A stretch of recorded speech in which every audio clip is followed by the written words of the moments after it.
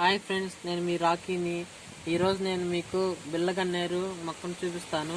దాని గురించి కొన్ని వివరాలు మీతో షేర్ చేయబోతున్నాను. ఇది వచ్చేసి బిళ్ళగన్నేరు మొక్క అండి. ఇది నిత్యం దేవుడి పూజకు ఉపయోగించవచ్చు. ఇది ఆయుర్వేదంలో కూడా వాడతారు.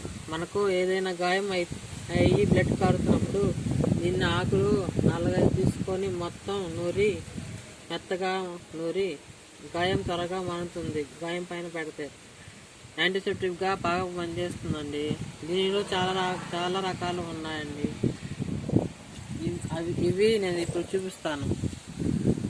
ఇది వచ్చేసి వైట్ కలర్ అండి.